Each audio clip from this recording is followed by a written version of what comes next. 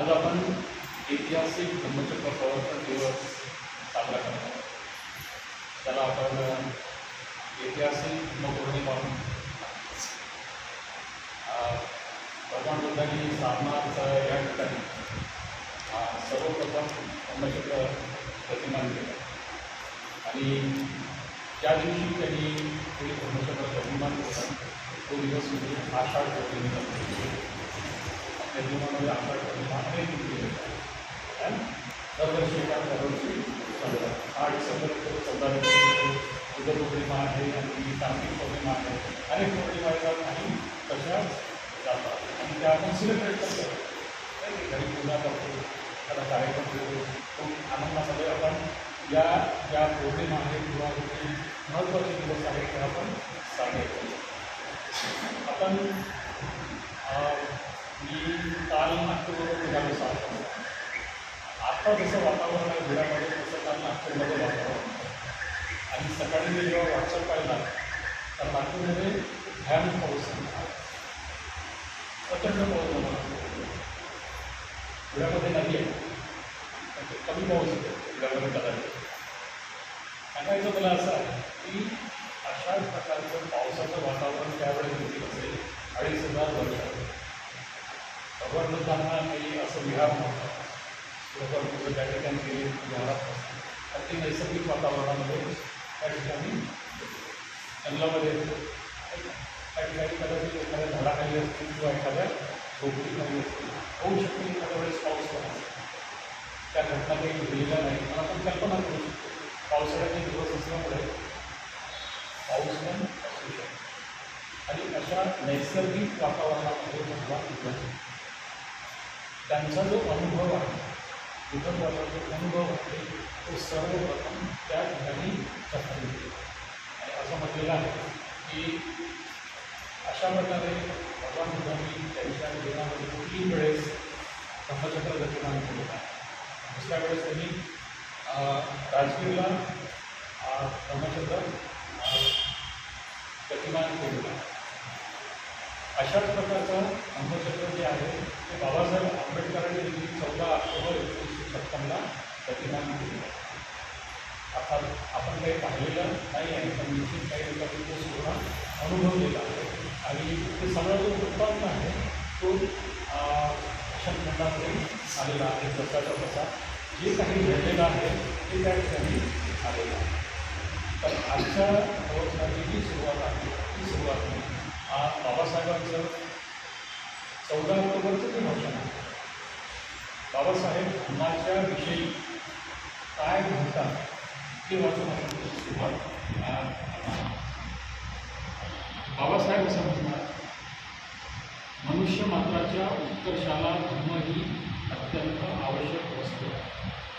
मनुष्य मात्राच्या उत्कर्षाला सर्वांगीण जो विकास आहे मनुष्य मात्राचा त्या सर्वांगीण विकासासाठी धर्म ही अत्यंत महत्त्वाची गोष्ट आहे.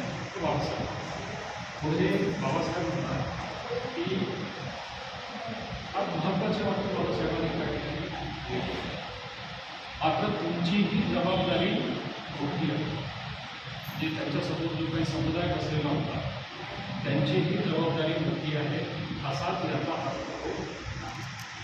याचा अर्थ असा होतो की त्यांच्यासमोर बसलेला जो काही समुदाय होता तो त्यांच्यानंतर येणारा जो काही समुदाय आहे तो त्या ठिकाणी जे काही उपस्थित नसतील कुठल्या कारणामुळे घरी असतील त्यांच्यावरही ही जबाबदारी पर्यायाने ही जी जबाबदारी आहे ही आपल्याकडे येत आहे आणि आपल्याही पुढे ती जाणार आहे.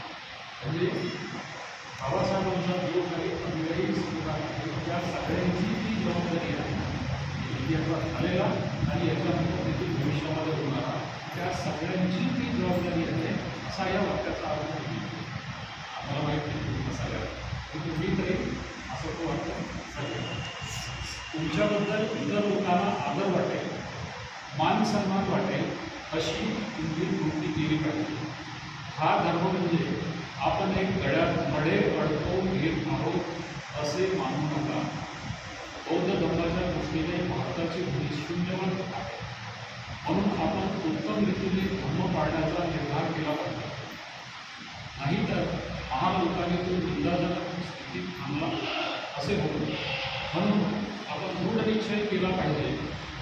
ते आपल्याला साधले तर आपण आपल्याबरोबर देशाचा इतकेच नव्हे तर जगाचाही उद्धार करू. कारण बौद्ध धर्माने जगाचा उद्धार केला. बाबासाहेब धर्माचं जे महत्त्व आहे, भगवान बुद्धाच्या धर्माचं जे महत्त्व आहे ते या वाक्यामध्ये बाबासाहेब सांगतात. बाबासाहेबांची वाक्य आहेत ती सगळी आपल्यासाठी. त्या ठिकाणी जे काही समुदाय असलेला होता ती वाक्य त्यांच्यासाठी नाही, शेवट त्यांच्यासाठी नाही, ती पर्याय आपल्यासाठी आणि आपल्यानंतर येणारे काही शिष्य समुदाय आहे बाबासाहेबांचा त्यांच्यासाठी. बाबासाहेबांनी आपल्याला आपल्या जबाबदारीची जी जाणीव आहे ती जाणीव करून दिलेली आहे. हे बोधिसत्वाचा हा संदेश बाबासाहेब म्हणतात की आपल्याबरोबर संपूर्ण जगाचा या धर्माने उद्धार होऊ शकतो. एक बोधिसत्वाचा स्वप्न किंवा बोधिसत्वाचा विचार किंवा बोधिसत्वाची जी कृती आहे ती केवळ आपल्या समाजासाठी नाही, ती कुठल्याही एका माणसासाठी नसते किंवा एका समाजासाठी नसते, ती संपूर्ण प्राणीमात्रासाठी. बाबासाहेब केवळ भारतातील स्पेशल लोकांचा विचार करत आहे, बाबासाहेब संपूर्ण जगाचा विचार या ठिकाणी करतात. बंधूंनी करून विचार करा की बुद्धांनी जर समजा हा जो धर्म आहे हा दिला नसता तर काय होतं. 2,500 वर्षापूर्वी भगवान बुद्धांनी हा धर्म सर्वांसाठी जर खुला वेगळा नसता तर काय होतं. निश्चितच एक गोष्ट घडली होती की त्याच्यानंतरही आणि आपल्यालाही दुःखमुक्तीचा मार्ग सापडला नसता. आपण कदाचित आपलं जे दुःख आहे, आपल्या ज्या समस्या आहेत, आपले जे प्रॉब्लेम्स आहेत त्यातून बाहेर निघण्याचा मार्ग आपल्याला सापडला नसता. कदाचित असता, सापडलाही असता, नाही असं नाही, परंतु थोड्याफार समस्या त्यातून आपण मुक्त होऊ शकतो. परंतु भगवान बुद्धांनी जो मार्ग दिलेला आहे तो संपूर्णपणे समस्यांचा नायनाट करणारा, संपूर्णपणे समस्यांचा नायनाट करणारा हा मार्ग आहे. आणि हा दुःखमुक्तीचा मार्ग बाबासाहेबांनी आपल्याला दिले. बाबासाहेब म्हणजे हा काही मला बोलण्याची गरज नाही आहे. बाबासाहेबांच्या विषयी, त्यांच्या दिग्गजतेविषयी, विचारांविषयी आपण सगळे त्यांच्याविषयी सगळ्या धर्मांचा बाबासाहेबांनी अभ्यास केलेला होता आणि त्यातून जे महत्त्वाचं आहे, जे आवश्यक आहे आणि जे समोर दुःखाचा नायनाट करणार आहे अशा प्रकारची बाबासाहेबांनी आपल्याला दिली. ब्रह्मसंहिता भगवान बुद्धांना कशा प्रकारे विधान दिली हे पुस्तक भगवान बुद्धांनी त्यांच्या ग्रंथामध्ये बाबासाहेबांनी लिहिली. ज्यावेळेस भगवान बुद्धांना संबोधीची प्राप्ती झाली, निर्वाणाची प्राप्ती झाली, विठोबाची प्राप्ती झाली, त्यावेळेस त्यानंतर 7 आठवड्यांना जेव्हा भगवान बुद्धांनी विचार केला की मला जे काही प्राप्त झालेलं आहे ते अतिशय कठीण आहे, इतरांना किंवा लोकांना अनुभवण्यासाठी खूप कठीण गोष्ट आहे, मला जेवढे यातना सहन करावं लागलं तर जर समजा हे इतर लोकांपर्यंत गेलं तर त्यांची अवस्था काय होती. भगवान बुद्धांनी विचार केला की माझ्यासाठी कठीण आहे, इतर लोकांसाठी पण होऊ शकतो, तर चांगलं हेच होईल की मिळालेल्या अनुभवाचा जो फायदा आहे किंवा उद्धवाचा जो फायदा आहे तो केवळ माझ्यापर्यंत तो मर्यादित होईल. हे इतर लोकांना न सांगता केवळ मी स्वतः घेतात. आणि ज्यावेळेस भगवान बुद्ध अशा प्रकारचा विचार करतो त्यावेळेस ब्रह्मसंहिता त्या ठिकाणी गेलेलं आहे. भगवान बुद्धांनी त्यांच्या धर्मामध्ये ब्रह्मसंहिता ही गोष्ट जाणून आणि लगेच भगवान बुद्धाच्या समोर ब्रह्मसंहिता विनंती. ब्रह्मसंहिता म्हणजे ब्रह्माविषयी द्वेष वगैरे नाही होतं, तर आपल्याच मन आहे, आपल्याच मनाचा तो चांगला भाग आहे, चांगला विचार करणारा भाग आहे, कुशल विचार करणारा तो भाग आहे. आपलं मन 2 प्रकारे चांगलंही करते आणि एक वाईट पण करते. ब्रह्मसंमती म्हणजे कुशल विचार करा, जे जगाचा विचार करणारा बोधिचित्ताचं ते मन आहे, बोधिसत्वाचं ते मन आहे. तर ब्रह्मसंमतीने भगवान बुद्धांना विचार केला, विनंती केली की होऊ शकते तुम्हाला हे आता कठीण वाटतं, परंतु जगामध्ये असे काही लोक आहेत की तुमचा जो अनुभव आहे, बुद्धत्वाचा जो अनुभव आहे, कुणाला ना कुणाला तरी ते समजतं. जगातला एक तर माणूस तो समजू शकेल, काय सगळे लोक समजतात, कुणाला तरी तो समजू शकेल. निदान ज्या व्यक्तीला तो समजेल त्या व्यक्तीसाठी तरी तुम्ही तुमचा जो धर्म आहे तो सांगितला पाहिजे, तुमचा जो अनुभव आहे तो लोकांना तुम्ही सांगितला पाहिजे. आणि मग असं म्हणतात की भगवान बुद्धांनी विचार केला, म्हणजे त्यांनी जो सुरुवातीला विचार केलेला होता की हा जो धर्म आहे, हा अनुभव केवळ माझ्यासाठी तो ठेवला, परंतु ब्रह्मसंमतीने विनंती केल्यानंतर भगवान बुद्धाने पुन्हा विचार केला आणि असं म्हणतात की त्यांनी आपल्या मनचक्षुरी जगाकडे पाहिलं आणि त्याला जग ज्या प्रकारे दिसलं त्या प्रकारचा जो वृत्तांत आहे तो देखील भगवान बुद्धाने त्यांच्या धर्मामध्ये आलेला. तर असं म्हणतात की भगवान बुद्धांना जग एका कमलदलासारखं, जे आपण पाहतो तलावामध्ये कमल वगैरे उमललेले असतात आहे की, तर त्यासारखं जग दिसतं. जगातले जे प्राणी मात्र आहेत त्यासारखं भगवान बुद्धांना ते दिसतं. जे काही कमल जे आहेत चिखलामध्ये झोपलेले आहेत, काही त्याच्या वर आलेले आहेत, काही थोडे आणखी वर आलेले आहेत, काही पाण्याच्या मध्यभागामध्ये आलेले आहेत, तर काही पृष्ठभागावर आलेले आहेत आणि काही उमललेले आहेत. तर हळूहळूपणे हा जो विकास आहे अशा प्रकारच्या विकासाच्या अवस्थेमध्ये जगाला भगवान बुद्धांनी पाहिलं आणि मग त्यांनी ठरवलं की हो कुणी ना कुणीतरी माझा जो अनुभव आहे तो समजू शकतो. इथे मला एक गोष्ट सांगायची आहे. हीच गोष्ट जी आहे धर्ममित्रांसाठी लागते, हीच गोष्ट जी आहे धर्मचार्यासाठी लागते आणि जे धर्माचरण करू इच्छितात त्यांच्यासाठी लागते. इथे महत्त्वाचा संदेश आहे की भगवान बुद्धांना बुद्धत्वाची अवस्था प्राप्त आहे आणि मग त्याने विचार केला की केवळ माझ्यासाठीच तो मी त्याचा अनुभव घेतला पाहिजे आहे की नाही. भगवान बुद्धाने त्यांच्या धर्मामध्ये लिहिलं, आपणही तेच करतो, आपणही शिकतो, आपणही मोठे डॉक्टर इंजिनियर वगैरे वगैरे वगैरे होतो. जगाच्या कामात येतो का आपण? जगाच्या कामात येतो का आपण? नाही. आपण केवळ आपल्या स्वतःच्यासाठी काही गोष्टी करतो, आपल्या कुटुंबासाठी आपण काही गोष्टी करतो आणि त्यातच आपली संपूर्ण आयुष्य निघून जातो. आपण कोणाच्याही कामात येतो, पैसा कमावतो, नाव कमावतो, घरं बांधतो, सगळं काही करतो, पण ते केवळ स्वतःसाठीच, ते केवळ स्वतःसाठीच. मित्रांसाठी काय? धर्ममित्रांसाठी तर ही गोष्ट लागू आहे. असं एक काळ असा होता की धुळ्यामध्ये 100च्या वर मित्र, बरोबर आहे प्रवीण, इकडे तिकडे जाऊन आपण मित्रसमारंभ केलेले आहे. आज धुळ्यामध्ये मित्र किती आहे? धुळे किंवा धुळे परिसरामध्ये बोटावर बोलणं इतके शिल्लक राहिलेले आहे. कुठे गेले? त्यांचा मित्रसमारंभ झाला आणि 5 शिलाचं त्यांनी आचरण करण्याचं वचन दिलं नाही का. श्रीरंग महासंघावरती त्यांनी विश्वास व्यक्त केला. गेले कुठे? ही कमिटमेंट आहे की सहजपणे वाऱ्याच्या धुळतेबरोबर असं नाही. ब्रह्मचारीचं कसं कधी कधी ब्रह्मचारी देखील हा निष्क्रिय होतो. अकरा देखील धुळ्यामध्ये खूप ॲक्टिव्ह आहे, मला माहीत आहे. त्यांचं वय जरी सुद्धा झाला तरी देखील त्या खूप ॲक्टिव्ह आहे. ब्रह्मचारी देखील कधी कधी घरी बसतात, समजून आणि घरी.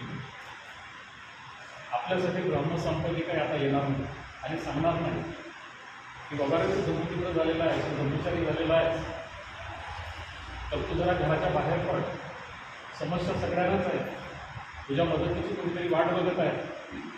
की बाहेर पड, लोकांना मदत कर, केवळ स्वतःच्याच संसारामध्ये अडकून राहू नको. ब्रह्मसंपत्ती काही आपल्याला येऊन सांगणार नाही. आपल्याला पण सांगतो, आपला मित्र सांगतो, की ब्रह्मचर्य ठेवू सांगतो. आणि आपलंच चांगलं मन आपल्याला घडी देते की तुझ्यामध्ये ती क्षमता आहे. प्रत्येकामध्ये ती क्षमता आहे. आपण जर धर्माचं आचरण केलं तर आपण जगाचा उद्धार करू शकतो. ती क्षमता आपल्यामध्ये आहे. आणि बाबासाहेबांच्या वाक्याचा भाग आपल्या प्रत्येकामध्ये ती क्षमता आहे. प्रत्येकामध्ये गरज नाही की एखादा पोलिसच वाचला पाहिजे आणि खूप काही शिकला पाहिजे, त्याची गरज नाही. अशिक्षित माणसामध्ये देखील ती क्षमता आहे. कारण भगवान बुद्ध काय म्हणतात, बुद्धत्व प्राप्त करण्याची क्षमता प्रत्येक स्त्री पुरुषामध्ये, प्रत्येक 2,500 वर्षापूर्वी भगवान बुद्धांनी सांगितलं.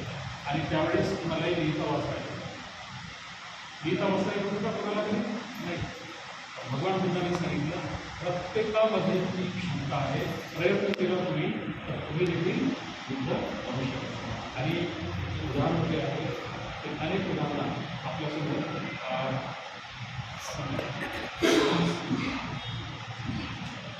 अनेक उदाहरणं बंधू आणि भगिनी, भगवान बुद्धाच्या या काळापासून हा जो प्रवाह आहे, धर्माचा जो प्रवाह आहे, हा संपूर्ण जगभर हा पाहत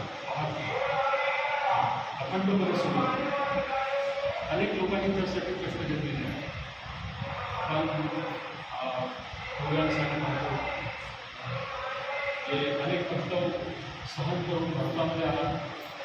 इथली पाली भाषा शिकली, त्यांनी संस्कृत भाषा शिकली, धर्म शिकला, ग्रंथ लिहिले, गाढवावर काढले आणि चीनला गेले आणि तिथे जाऊन त्यांच्या भाषेमध्ये त्यांनी अनुवाद. भारतातून बुद्ध धर्म तोपर्यंत नष्ट झाला, तोपर्यंत नष्ट झाला. जर समजा हिवयांचा भारतामध्ये आला तर काय झालं,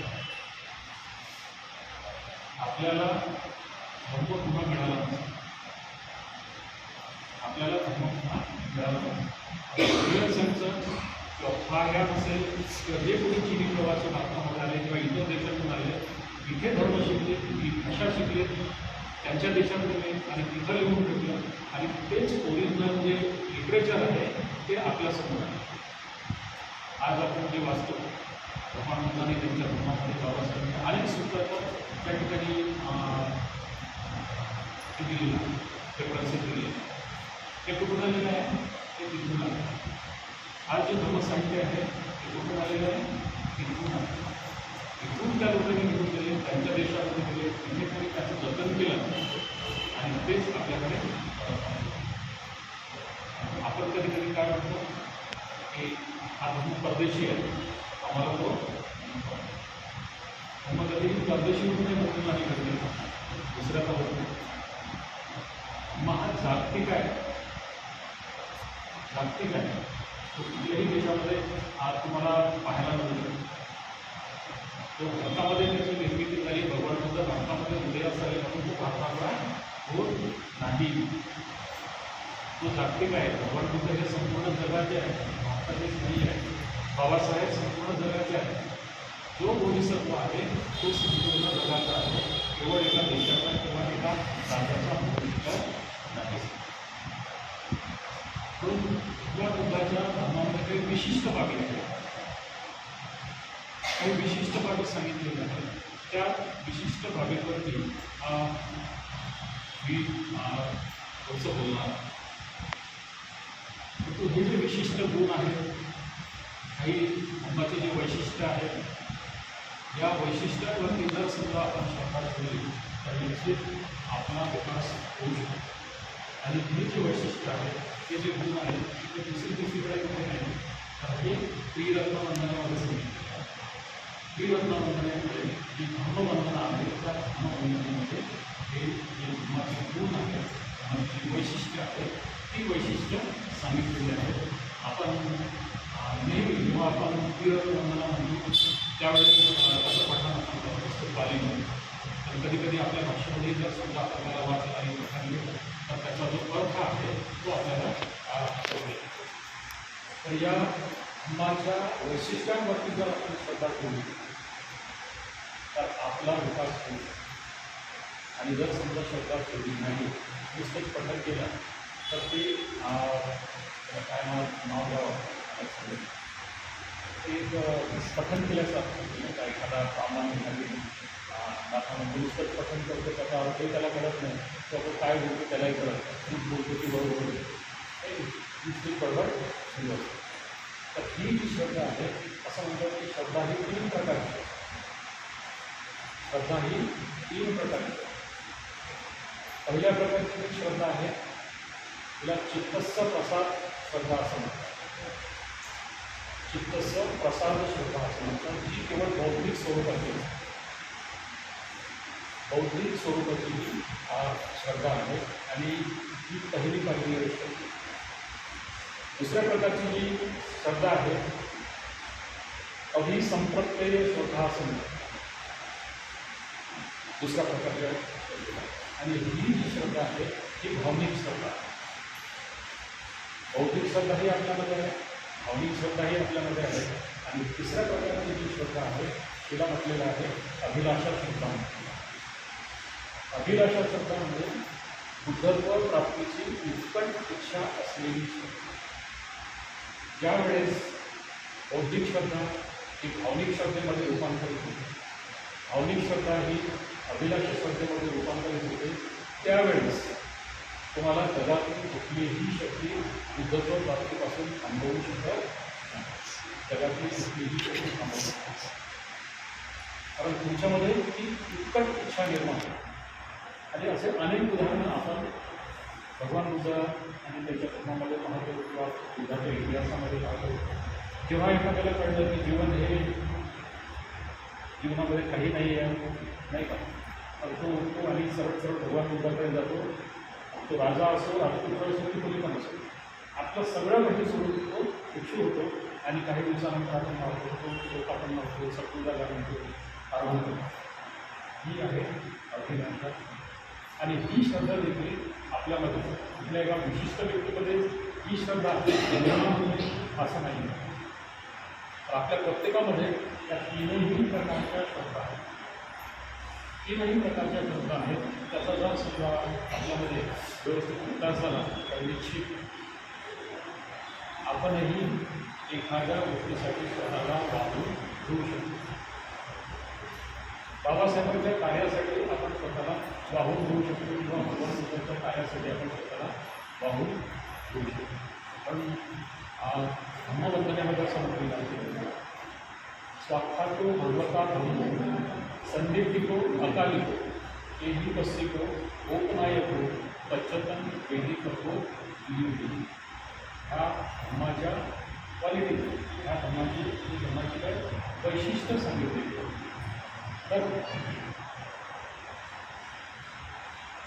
आपण पहिलं बघूया की स्वार्थातो म्हणजे शिकवले. स्वार्थातोचा अर्थाचे होतो मी जे आता सांगितलं ते पाणी घेतो पण मराठीत स्वार्थातो म्हणजे शिकवलेला. भगवता म्हणजे भगवान बुद्धाचा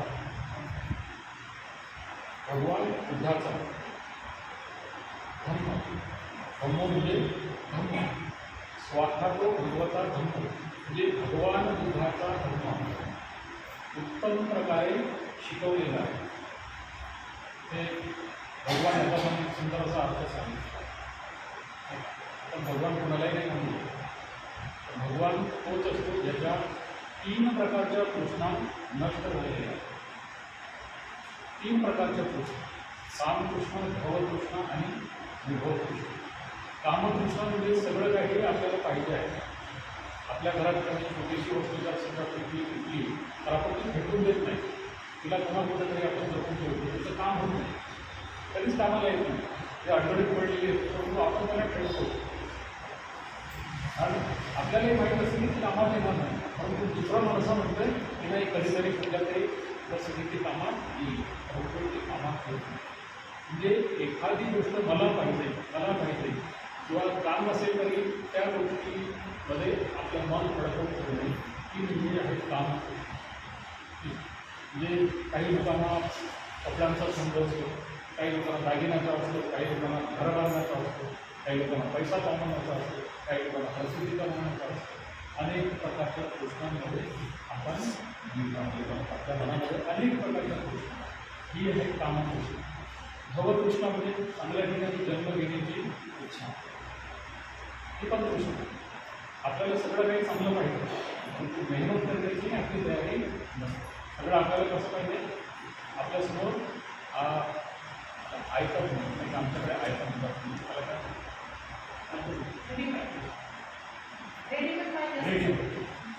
रेडीमेड चांगल्या ठिकाणी जन्म घेण्याची किंवा चांगल्या ठिकाणी राहण्याची गोष्ट आहे. आणि विभव गोष्ट म्हणजे दोन प्रकारची गोष्ट आहे, हेही नको पाहिजे आणि तेही नको. थोडंसं जरी काही झालं तरी आपण एका टोकाची भूमिका घेतो, एका टोकाची आपण भूमिका घेतो. कधी कधी विभव गोष्टींमध्ये असलेले लोक आपलं आयुष्य देखील संपवतात. हा विचार करत नाही की मी जर समजा माझं जीवन संपवलं तर माझं दुःख होणार आहे का? नाही. तर विभव गोष्टीमध्ये असलेली जे लोक आहेत ते मागचा पुढचा विचार न करता आपले जीवन संपवतात. कारण त्यांना असं वाटतं की जीवन संपलं म्हणजे ते सुखात राहील, परंतु तसं नसतं. तर अशा प्रकारचे ह्या तीन कृष्ण आहेत. ह्या कृष्ण त्याच्या नष्ट झालेले आहेत, त्याला भगवान असं म्हणून आपण भगवान बुद्धांना भगवान हा शब्द या अर्थाने वापरतो. तुम्ही देव किंवा आणखी तुम्ही अशा अर्थाने आपण भगवान बुद्धांचा भगवान बुद्धांसाठी हा शब्द वापरतो. त्याच्या तीन प्रकारचे नष्ट झालेले आहेत त्या अर्थाने आपण भगवान बुद्धांना. भगवान बुद्धाचा हा जो धर्म आहे हा उत्तम प्रकारे किंवा चांगल्या प्रकारे किंवा सुस्पष्ट अशा प्रकारे त्यांनी उपदेश केलेला आणि ते ऐकून आपल्याला संभ्रम, आपल्याची जी शंका आहे किंवा आपल्यामधल्या ज्या काही माहिती आहेत त्या नष्ट होतात. माणसाच्या जीवनातली जी सर्व प्रकारची दुःख आहे ती दुःख नष्ट होतात. भगवान बुद्धांनी अशा प्रकारे हा धर्म सांगितलेला आहे, उपदेश केलेला आहे. तो ऐकला, त्यावर श्रद्धा असल्यामुळे आपल्या जीवनातील दुःख आपण नष्ट करू शकतो. कुणीही जरी समजा हा धर्म ऐकला, कुणीही असेल जे निर्बुद्ध मनुष्य जरी समजा असला तरी देखील तो दुःखाच्या वर होऊ शकतो, चांगल्या अवस्थेमध्ये जाऊ शकतो. पाठीसेनाला आपण उदाहरण पाहू शकतो. पाठीसेनाला कुठलीही कथा पाठवत नाही किंवा कुठल्याही शब्दाला पाठवत नाही, प्रत्यक्ष भगवान बुद्धांच्या सहवासामध्ये राहिलेला हा भिक्खू. असं म्हणतात की 500 वर्ष अहंकारी त्याला शिकवलेलं होतं, परंतु त्याला जीवनात कधीही कुठलीही गाथा पाठ करता आली. परंतु जेव्हा भगवान बुद्धांनी त्याला एकच गाथा सांगितली आणि त्याचा अर्थ विशद करून सांगितला, त्याचा अर्थ त्याला विशद करून सांगितला आणि तो पाठीसेनाने ऐकला, त्यावर चिंतन केलं आणि असं म्हणतात की पाठीसेन देखील अर्थांतर. ज्या पाठीसेनाला एक शब्दही पाठ करता येत नव्हता, परंतु भगवान बुद्धांनी आपल्या धर्माचा एक चांगल्या प्रकारचा उपदेश म्हणजे त्याच्या पातळीवरती जाऊन, निर्बुद्ध माणसाच्याही पातळीवरती जाऊन धम्म सांगितल्यामुळे त्याला देखील अर्थांतर होता. तर हा जो धर्म आहे हा बुद्धिवंतासाठी आहे आणि जे बुद्धिवंत नाही आहेत किंवा जे शिकलेले नाही आहेत त्यांना सही पण करता येत नाही अशा लोकांसाठी हा धर्म आहे. आणि अशा प्रकारच्या दोन्ही लोकांसाठी भगवान बुद्धांनी आपल्या धर्माचं विश्लेषण केलेलं आहे. पूर्वी संरक्षकांना जे संरक्षणाचा करू नाही लोक पाहिलेलं असतं त्यांना ट्रान्सलेटर म्हणतात. नवीन जगामध्ये त्यांना ट्रान्सलेटर असतं. बाबासाहेबांना पण ट्रान्सलेटर म्हणजे काय केलं की भगवान बुद्धाचा जो धर्म म्हणजे काय केलेला आहे की भगवान बुद्धाचा जो धर्म आहे ही अतिशय कठीण अशा प्रकारची जी तत्व आहे ती तत्व सोपी करून सांगितलेली आहे, अगदी सोपी करून सांगितलेली. जेणेकरून कोणत्याही माणसाला तो ज्या अवस्थेमध्ये आहे त्या अवस्थेमध्ये त्याचं भाषण करू शकतो किंवा त्याला त्याचा आचरण करता आला शकतो. अशा प्रकारे सोबत प्रत्येक भारतामध्ये याच्यापूर्वी शरणगमन हा शब्द काही कोणी ऐकलेला नाही. म्हणजे भक्तीने शरणगमनाचं विश्लेषण केलेलं आहे. हे सुभाषबरोबर असं काढलं ते म्हटलं की मी शरणगमनाला इतिहास पुस्तक आहे, मोदीने पुस्तक लिहिलेलं आहे माझ्या शरणगमनाचा इतिहास. म्हणजे त्यांनी भगवान बुद्ध धर्म आणि संघाला आपल्या जीवनामध्ये कशा प्रकारचं स्थान दिलेलं आहे त्यावर आपले अनुभव बदलून घेतले. आणि हे अनुभव वाचल्यानंतर हे 2-3-4 दिवस आपल्याला कळतात की आपल्या हे जीवनामध्ये आपण असं किंवा सांगायचं एवढंच आहे म्हणजे अतिशय समजायला कठीण एखादा जरी समजा तत्व असेल तरी जो भाषांतर करणारा असतो जी मराठीत किंवा हिंदीत नाही तर कठीण असलेली गोष्ट सोपी करून सांगणारा त्याला भाषांतर करतात. भाषांतराचा हा दुसरा अर्थ आहे की केवळ ट्रान्सलेट करणं नाही, इंग्रजीतलं मराठीमध्ये किंवा हिंदीमध्ये ट्रान्सलेट करणं नाही आहे, तर जे कठीण आहे त्याला सोपं करून सांगा म्हणजे त्याला आपण ट्रान्सलेट म्हणतो, त्याला भाषांतर करणार नसतो. बाबासाहेबांनी देखील भगवान बुद्धांनी हेच केले. अनेक सूत्र आहेत, अनेक सूत्र बाबासाहेबांनी त्याच्या अर्थासहित आणि आपल्या जीवनाला जे लागू होईल ते सगळं बाबासाहेबांनी त्या ठिकाणी केलं. तर एक अशा प्रकारचं ट्रान्सलेटर किंवा भगवान बुद्धाच्या धर्माची जी भगवान बुद्धाचा जो धर्म आहे तो सोपा करून सांगणार. भगवान बुद्धांनी अगदी सोप्या भाषेत सांगितलं, म्हणजे शिष्याने सोप्या भाषेत सांगितलं. 3 प्रकारचं जर समजा आपण गोष्टी केल्या निश्चित आपणही जी काही कठीण गोष्ट असेल, मी भगवान बुद्धांनी त्यांचा धर्म वाचत असा कधी कधी प्रकरण असं असेल की ते आपल्या डोक्यावर आपल्याला समजत आम्ही तुम्हाला भाग असेल तर तो अजिबात आपल्याला समजत नाही. आणि ह्या 3 गोष्टी जर आपण केल्या तर निश्चित तो अनुभव जो आहे तो आपण घेऊ शकतो. तिथे जो सांगितलेला आहे तिथे जो लिहिलेला आहे तो अनुभव आपण घेऊ शकतो. पहिली जी गोष्ट आहे शुद्धतेच्या मार्गावर भगवान बुद्धांनी सांगितले शुद्धतेच्या मार्गावर चालल्याने आपण कोणतीही गोष्ट सांगू शकतो. शुद्धतेचा मार्ग म्हणजे काया वाचा आणि मनाची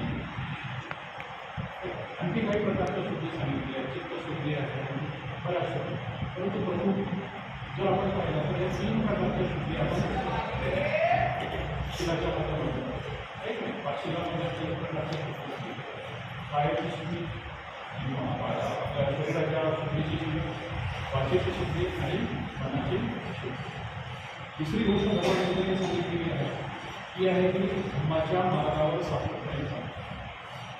जरी आपल्याला कठीण वाटतं असं मी कठीण वाटू शकतो, अहंकारला कठीण वाटू शकतो, संपर्क कठीण वाटू शकतो, जरी समजा कठीण वाटलं तरी आपली वाट न सोडता आपण सातत्याने धर्म मार्गावर जर समजा चालला तर निश्चित आपण तो अनुभव घेऊ शकतो. आणि जर समजा कठीण वाटलं पण आपण सोडून दिला तर आपण कुठल्याही प्रकारचा अनुभव घेऊ शकतो. आणि तिसरी जी गोष्ट भगवान बुद्धांनी सांगितलेली आहे ती आहे शील मार्गावर चालणे. म्हणजे शिलाचरण करतो. गृहस्थ लोकांसाठी 5 शिलं सांगितलेली आहे, ब्राह्मणांसाठी 10 शिलं सांगितलेली आहे आणि 8 शिलं पण सांगितलेली आहे. भिक्खू लोकांसाठी 200 जवळ यादी आहे, आपण हे नाही करू शकत. कोणत्या ठिकाण आपल्याला राहणार नाही, आपल्याला भिक्षू किंवा भिक्षू घ्यावं लागेल. तुम्ही तयार असाल का? आहेत का?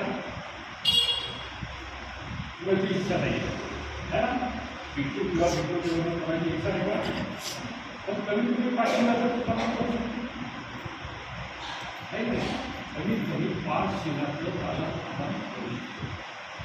आणि ब्रह्मचार्यासाठी किंवा ब्रह्मचार्यासाठी 10 शिला, 5 जास्तीचे शिला नसलेली गेलेली, कमीत कमी 5 शिलाचं आपण पालन करू. जर समजा अशा प्रकारे शिलाचरण केलं तर आपल्या जीवनामध्ये जे दुःख आहे ते आपण नष्ट करू शकतो.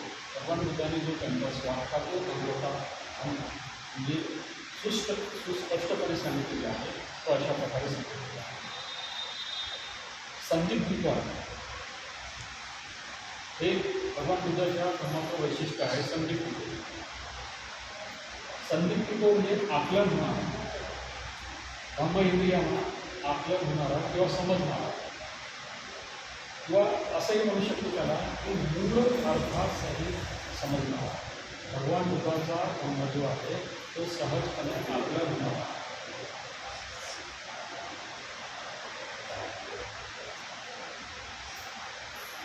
तर सहजपणे तो समजणारा आहे धर्माच्या मूळ अर्थासहित. आता धर्म तर खूप मोठा आहे, महासागरासारखा.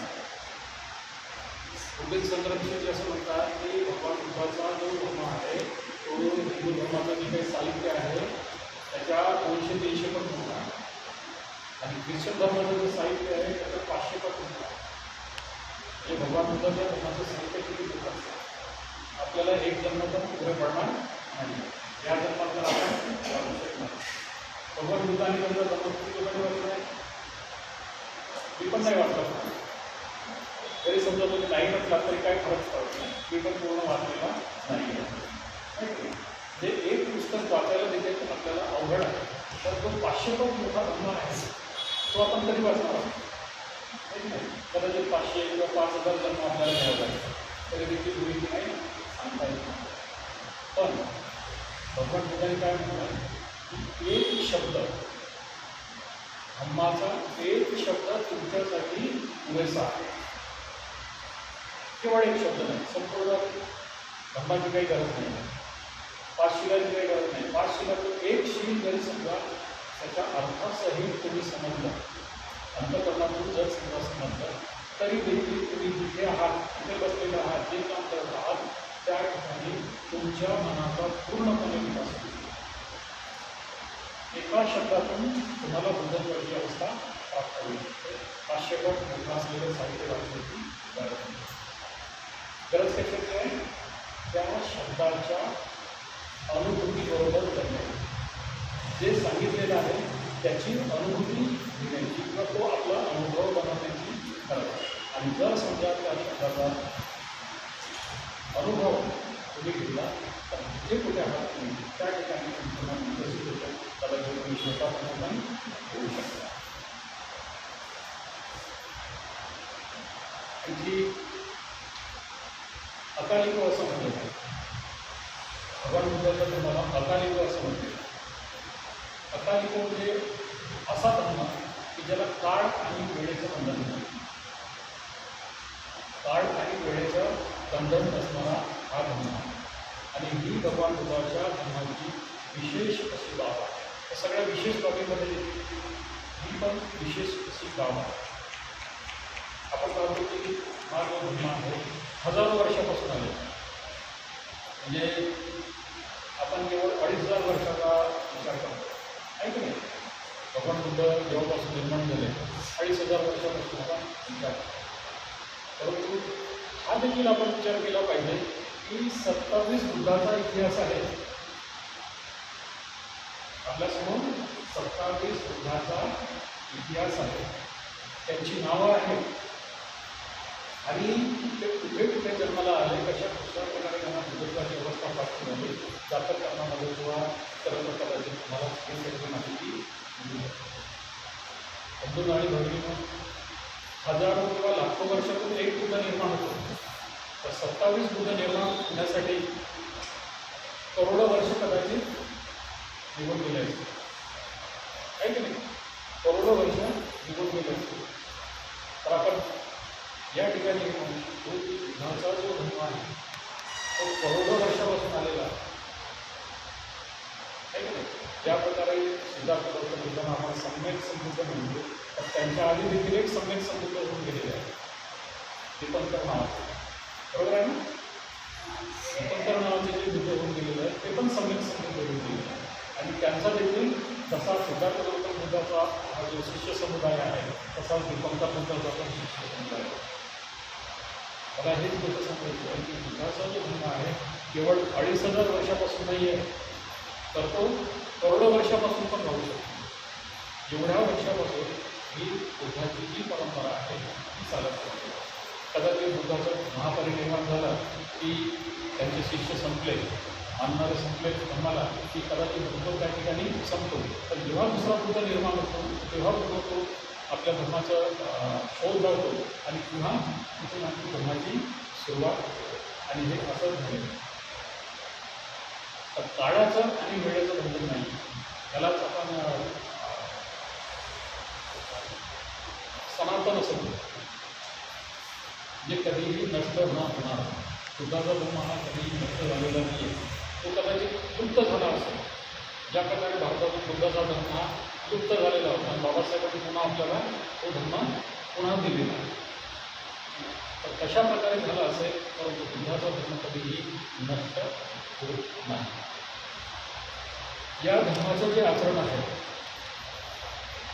ते पृथ्वी तलावर आपण कुठेही करू शकतो. गरज नाही आहे की आपण बिहारातच केलं पाहिजे, गरज नाही आहे की आपण एखाद्या शिबिरामध्ये जाऊन त्याचं आचरण केलं पाहिजे. आपण कुठेही त्याचं आचरण करू शकतो. आपण जिथे आवडतो तिथे.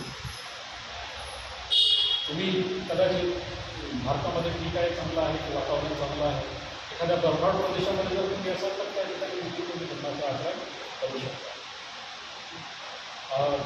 लेह, लडाख किंवा अशा ठिकाणी बर्फ असतो, अशा ठिकाणी देखील धर्माचं आचरण करणारे लोक आहेत. अशा ठिकाणी देखील धर्माचं आचरण करणारे लोक आहेत की ज्या ठिकाणी वर्षभर भाजीपाला मिळत नाही. बर्फाळ प्रदेश आहे त्या ठिकाणी कुठे वांगे किंवा टमाटे किंवा कांदे उगते नाही आहे, त्या ठिकाणी मातीच नाही आहे, तर उन्हात आहे. परंतु त्या ठिकाणी देखील लोक धर्माचं आचरण करू शकतात आणि करत आहेत.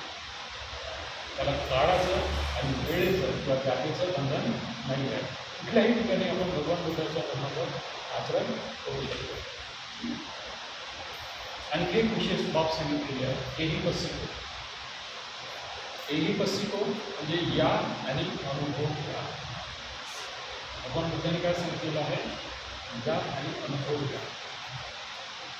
भगवान बुद्ध काय म्हणतात, किंवा भगवान बुद्धाने कुणावरही जबरदस्ती केलेली नाही आहे, कुणावरही जबरदस्ती केलेली नाही, किंवा भगवान बुद्धांनी त्यांच्या धर्माच्या विषयी कुणालाही भीती पण दाखवलेली नाही आहे की तुम्ही माझ्या धर्माचं जर समजा पालन नाही केलं तर तुमचं काहीतरी वाईट होईल किंवा काहीतरी तुमचं असं होईल तसं होईल वगैरे वगैरे होईल.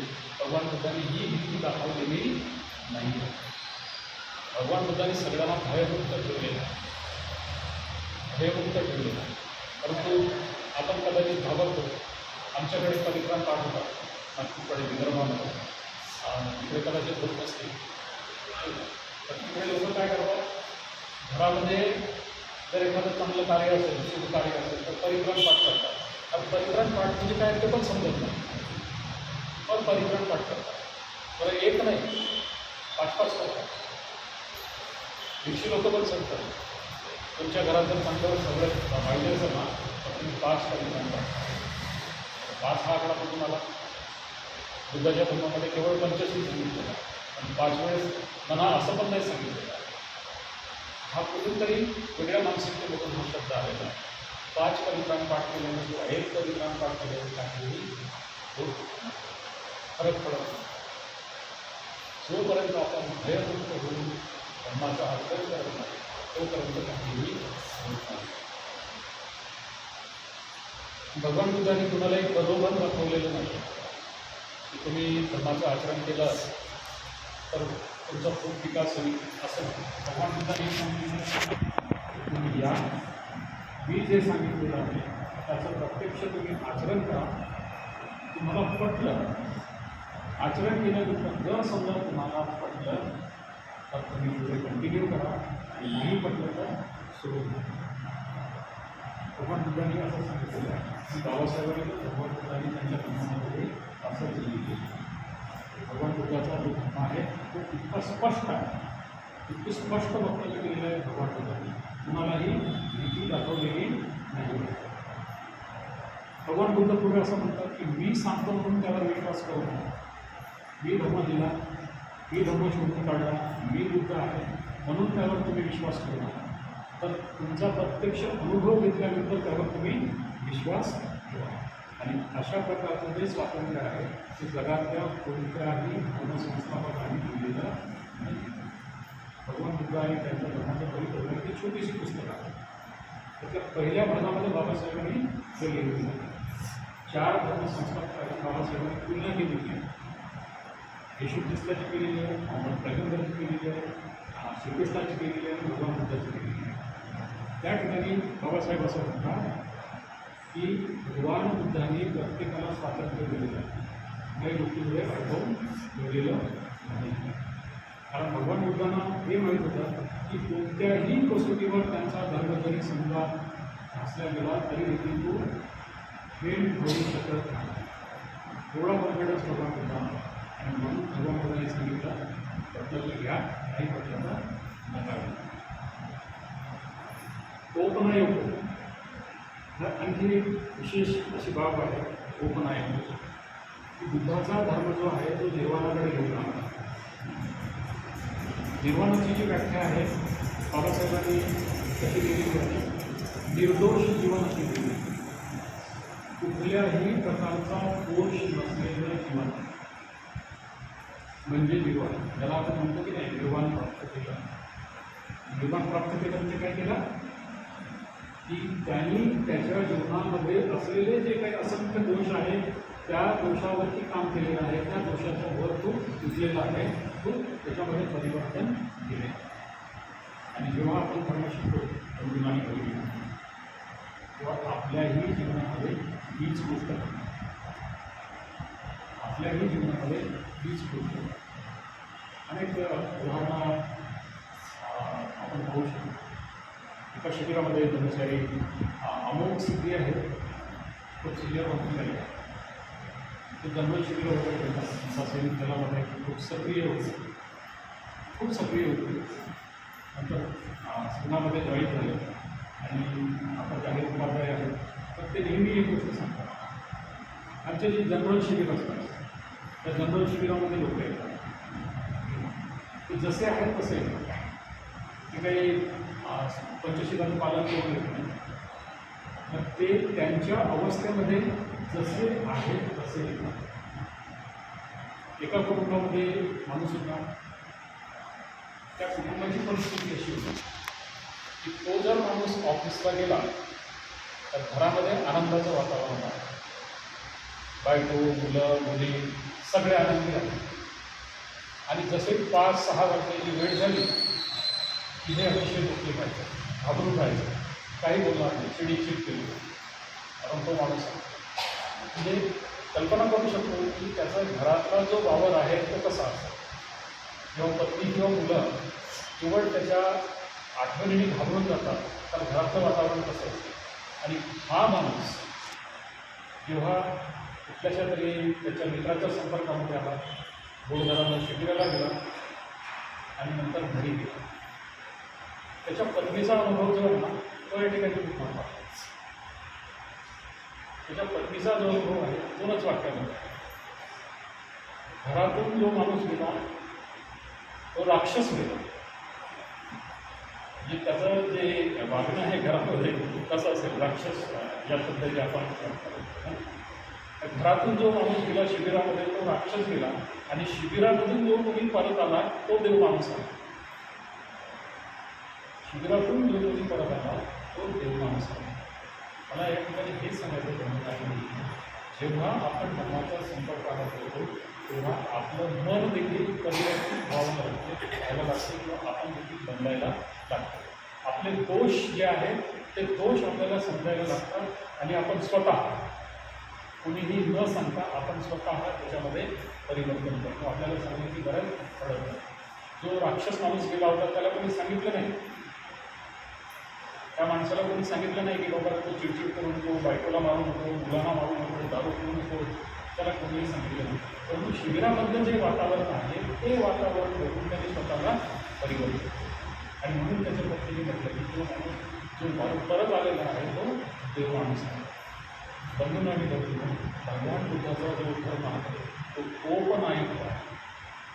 निर्वाणाकडे घेऊन जाणार आहे. आपले जे दोष आहेत ते दोष नष्ट करणारा आणि आपल्याला एक सुंदर चांगल्या प्रकारचं मनुष्य बनवणारा आहे. तिसरा आहे पश्चात्ताप. पश्चात्ताप म्हणजे व्यक्तिगत पातळीवर त्याचा आपण अनुभव घेऊ शकतो. व्यक्तिगत पातळीवर आपण अनुभव घेऊ शकतो. आपण धर्माचं आचरण कुणासाठीही करू शकतो, कुणासाठीही करू शकतो. जे काही धर्माचं आचरण करतो, धर्म शिकतो, ते आपण स्वतःसाठी शिकतो. आपल्या मुलासाठी पण शिकू शकतो, आपल्या घराच्या लोकांसाठी देखील आपण शिकू शकत नाही. तर ते केवळ आपल्या मनाच्या विकासासाठी आपण शिकतो. शीलाचं जे आचरण आहे ते आचरण आपण इतर लोकांसाठी करत नाही. आपण कोणासाठी शीलाचं आचरण करू शकत नाही, आपल्या प्रियमित्रासाठी पण करू शकत नाही. शीलाचं आचरण आपण केवळ आपल्यासाठी करतो. आणि एवढंच नाही, तर पुढे चालून आपण असं म्हणू शकतो, जेव्हा आपण शीलाचं आचरण करतो आणि जेव्हा आपल्यामध्ये परिवर्तन होतं, आपण बदलतो आणि जेव्हा त्याची अभिव्यक्ती होते, ती अभिव्यक्ती मात्र बोधिसत्वाचं काम. उदाहरण एक घ्यायचं झालं, अंगुलीमालाचं उदाहरण आपण घेऊ. अंगुलीमाल वाटतं तर त्याचा इंग्रज सांगायची गरज होती. संस्कार टाकतो, भगवान बुद्धाच्या संपर्काचा बदलला, निर्वाण होत तर प्राप्त झाला. अनेक लोकांनी त्याला डिवचलं, मारलं, दगडं मारले, परंतु त्यांनी कधीही कुणावरही रागावला नाही. त्यांनी लोकांना धर्म शिकवलं.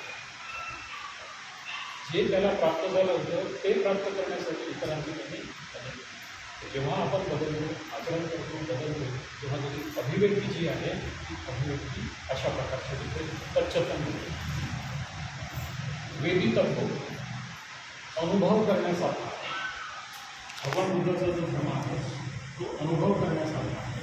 आपण जर समजा त्याचं व्यवस्थित आचरण केलं, आपल्या लोकांच्या संपर्कात राहून, कर्मचारीच्या संपर्कात राहून, कल्याणच्या संपर्कामध्ये राहून जर समजा त्याचं आचरण केलं तर हवा तो परिणाम आपण अनुभवू. कोणीही एकट्याने धर्माचरण वगैरे मी पण नाही करू शकतो. माझ्या देशाला 20 वर्ष झाली, मी घोड्यामध्येच होतो. 2004 माझ्या दीक्षा झाली, आता 20 वर्ष झाली. 20 वर्षानंतरही मी म्हणू शकतो की एकटा धर्माचरण करू शकतो. माझ्यासोबत माझे कल्याण मित्र आहेत, माझे आचार्य आहेत, माझे उपाध्याय आहेत. अनुभवी लोकांच्या संपर्कामध्ये राहून मी आचरण करतो. मी इथे जरी आलो तरी माझ्या मित्रांना माहीत आहे की मी घोड्यामध्ये आलेलो आहे आणि मी काय करणार हे त्यांना माहीत आहे. तर सांगायचा मुद्दा असा आहे बंधुकांनी बघितलं की अनुभवी लोकांच्या सोबत राहून आपण धर्माचा अनुभव करू शकतो. त्याचं कारण असं आहे, जर समजा मी आहे, माझ्याकडे पैसा नाही आहे, श्रीमंत, आणि मी तुम्हाला धर्म सांगतो आणि सांगता सांगता मी चुकीचं सांगतो, बरोबर आहे. तुमचा विश्वास आहे माझा, कदाचित माझ्या अन्नामध्ये जीवर आहे समजा किंवा आणखी काय, आणि मी तुम्हाला चुकीचं सांगतो. मटण खाल्ल्याने काय होत नाही, दारू पिल्याने काय होत नाही, जास्त नाही पाहिजे, थोडीशीच पाहिजे, काय होत नाही. आणि जर एखाद्याने ऐकलं तर तो चांगला बरोबर होऊ शकतो का? नाही. कारण मला ज्या सवयी आहेत त्या दृष्टिकोनातून मी धर्म सांगणार. माझ्या ज्या सवयी आहेत त्या दृष्टिकोनातून मी लोकांना धर्म सांगतो. परंतु अनुभवी मनुष्य काय करतो, तो त्याच्या अनुभवातून, धर्माच्या प्रॅक्टिसच्या अनुभवातून धर्म सांगतो. तसा अनागारिक धर्मपालांनी मेरी फॉस्टरला धर्म सांगितलं. आपण 17 सप्टेंबरला अनागारिक धर्मपालाचा जयंती साजरी करतो. मेरी फॉस्टर अत्यंत चिडकीबाई होती, गडगंज श्रीमंत असली, अत्यंत चिडकीबाई. छोटंसं जरी समजा काही असेल तिच्या मनासारखं नाही घडलं तर त्या माणसाची वाट लागली. आणि हा स्वभाव तिला माहीत होता की माझा स्वभाव असा. अनागारिक धर्मपालाची भेट झाली तोपर्यंत तिच्या आयुष्यामध्ये अनेक लोक भेटले. किशन भेटले, बाकीचे लोक भेटले, तर कुणालाही काही सांगता नाही. व्हेरी फर्स्ट जेव्हा अनागरिक धर्मपालांना भेटले आणि धर्मपालांना मी त्याची अडचण सांगितली, माझा स्वभाव असा आहे आणि माझ्या स्वभावामुळे माझे कुटुंब देखील माझ्याकडून बोलत नाही. मी कोणालाच आवडत नाही माझ्या स्वभावामुळे. अनागरिक धर्मपालांनी सुद्धा मैत्री भावनेचं ध्यान शिकवलं. मैत्री भावनेचं ध्यान शिकवलं. राजेश ध्यान सांगण्याचे बंद केले आणि त्या व्हेरी फर्स्ट टाईमनी मैत्री भावनेचं ध्यान केलं. आणि जेव्हा दुसऱ्यांदा मग मी अनागरिक धर्मपालांना भेटले तर धर्मपालांनी मी आभार मानले. तुम्ही मला जे ध्यान शिकवलं त्या ध्यानाची मी प्रॅक्टिस केलेली आहे आणि आज ज्या लोकांना मी आवडत होते त्या लोकांना मी आज आवडले. ही सगळ्यांची आवड. बुद्धाचा जो धर्म आहे तो वेदी तत्व आहे, अनुभव करण्याचा, केवळ सांगण्यासारखा नाही. सांगितलं पाहिजे नाही असं नाही, परंतु तो स्वतः हा अनुभव करण्याचा. बियू म्हणजे बुद्धिमान आणि हिती म्हणजे हितकर. तर तो बुद्धिमान लोकांसाठीही हितकरक आहे आणि जे बुद्धिमान आहेत त्यांच्यासाठी सगळे दोन्ही प्रकारचे लोक हे व्यक्तिगत पातळीवर अनुभव करू शकतात. कोणीही असो, आपल्या स्वभाव कितीही विचित्र असो, कितीही वाईट असो, चोरी करणारा असो, हिंसा करणारा असो, अज्ञानी असो, द्वेष करणारा असो, गोष्टीमध्ये असो, भ्रष्टाचार करणारा असो किंवा वाचेची जी दूषित पातळी आहे ती देखील आपण जर आचरण केलं तर आपण धर्माचा व्यवस्थित उपयोग आपल्या जीवनामध्ये करू. तर धर्ममानंद कधी ही धर्माची वैशिष्ट्य आहे जी आपण त्रिरत्न बंधनामध्ये धर्मबंधनामध्ये सातत्याने घेऊन असतो. तर या वैशिष्ट्याने जेव्हा आपण त्रिरत्नबंधना म्हणतो तेव्हा मराठीमध्ये या अर्थांना लक्षात घेऊन जर समजा त्रिरत्नबंधना आपण म्हणतो तर निश्चित आपल्या मनावर, आपल्या सुप्त मनावर त्याचा परिणाम होतो आणि आपले मन देखील परिवर्तित व्हायला सुरुवात. आणि बुद्धाच्या धर्माचा हाच उद्देश आहे. प्रत्येकाचं मन हे परिवर्तित झालं, प्रत्येकाचं मन परिवर्तित झाल्यासाठी. आणि जर समजा झालं नाही तर बुद्धाच्या धर्माचा उद्देशच त्या ठिकाणी नसतो. आज आपण ब्रह्मपौर्णिमा साजरी करत आहोत.